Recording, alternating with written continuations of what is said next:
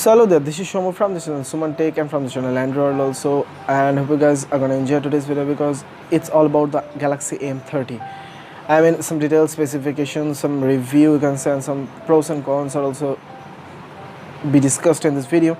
So this is Shomu from the channel Suman Tech, and head on to the description to get my own channel link of ANDRO WORLD. And if you're new to our channel, then please subscribe to our channel and make sure to hit the bell to get all the notifications of our every upcoming videos. Thanks for waiting towards Suman Tech, and thanks for your time. So Samsung Galaxy M30, and to be choose, you can say that it is a specific smartphone from Samsung. I mean, on this series, on M10, M20 and M30, if you think so, and if you can see, if you imagine that Samsung is trying to get back the mid-range market, just how it was on the time of J2 or J2 Pro or J2 Ace, you can say. So I mean, through this smartphone, Samsung is trying to get the mid-range smartphone market back onto their own track. So in M30 they have reduced the price and they have enhanced the capacities, they have enhanced the features, you can say. First of all, that is for the design.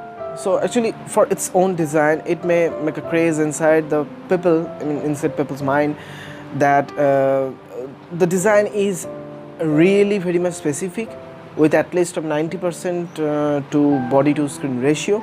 So there is not really any bezels over the screen there, just a little chin on the below, I mean on the below of the screen. So there is not that much specifically forecasted over the display. And with that, if you think of the display, then there is a huge and big 6.4 inches of S AMOLED, I mean Super AMOLED display. This is main specifications from Samsung, with vivid color range and exciting, you can say exciting display quality, you can say.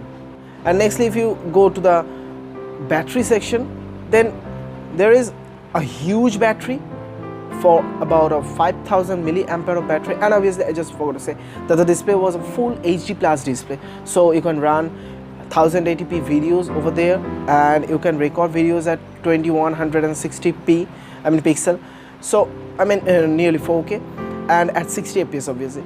And these are the specifications. These are really very much exciting specifications, with a huge battery of 5000 milliampere, and obviously have a fast charging support of 15 watt of charger has been given out of the box. And you can say this charger will make you charge your phone at up to 30% in about of, you can say 20 minutes or 25 minutes, wherever what has been reported actually. And again, if you go to the processor section, then there is Exynos 7904, which is a new processor to the market brought by Samsung, and it has been used in this smartphone as the main one, just like the M20 also. And the base variant is with 4GB and 64GB, and another variant there is also available, that is a 6GB and 128GB. And the price is so much segment wise the great one. I mean, with all the features, if you think about, you can say there is a sound wideband L1 certifications is also has been given from Google, and also Dolby Atmos available, though the Dolby Atmos is only available over the Bluetooth speakers or over the Bluetooth headsets, you can say. Nextly, if you go through another sections, that is the processor, I just skipped that, Exynos 7904, and there is 2 cores with A73 cores with 1.8 gigahertz of clock speed, and another 6 cores are of A53, that is of, you can say 1.6 gigahertz of clock speed. That is really awesome one for you to have some high gaming, high resolution gaming like PUBG or Asphalt 9, or you can say like whatever of such high resoluted games. And obviously one thing you have to remember, that LPDDR4X RAM has been used over there on this smartphone. So this is really so much well furnished RAM section or RAM segment, or you can say, I mean processor segment actually, which is going to help you through some in your multitasking, in your high-end gaming, in your high graphics working, or in your having some editing, you can say also. So all this. And if you go to the camera section, there are the triple camera setup over the rear segment, and there is a 13 megapixel of the main sensor, and 1.5 megapixel for the depth sensing, and some more bokeh effects and some detailed bokeh effects or editing those bokeh effects, and another 5 megapixel for the ultra wide, or up to, you can say, 123 degree angle of view you can capture through that smartphone. So this is the main thing for the smartphone. You can check about the smartphone, and these are, you can say, for the pros ones. And also if you go through the selfie section, and if you're a selfie maniac, then for you there is a 16 megapixel camera to capture all accent what you do, and all the, I mean, is already ready to capture you. Whenever you click that button, that will take you over the screen. I mean, that will capture you over the screen. So there is also bokeh effect or portrait effect available. Or if you go to the cons section, then there is a bit few cons. First cons, if you think so, that every sorts of sensors are available. Still no ambient light sensor, but there is a sensor which is virtual light sensor that will sense the light virtually around you, and that will help you adjust the screen display like just the auto brightness. So this is the first cons you can say. And nextly, Samsung would have been used a Snapdragon 636 or 660 or 675 over this smartphone, because in comparison with Redmi Note 7 Pro, if you think, then there is 675 on a range of 13,999. I mean the 14,000, roughly 14,000, with 4GB and 64GB. I mean 4GB of RAM and 64 gigs of internal storage. If you think so, there is Snapdragon 675.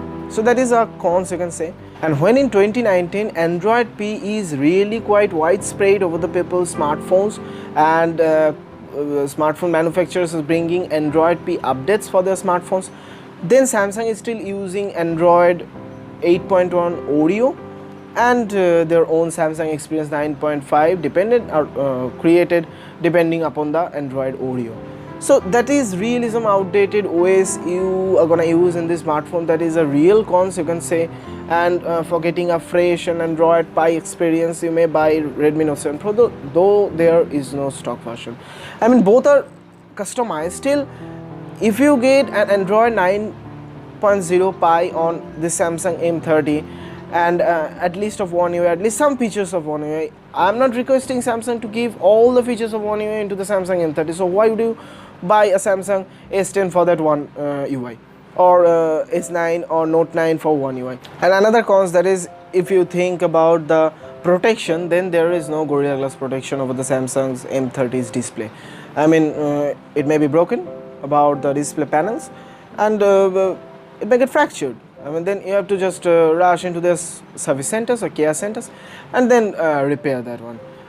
I mean you may buy some damage protection through Amazon or through Flipkart or whatever, but still there is no protection of Corning Gorilla Glass or such like some hard glasses over there on the Samsung M30 display.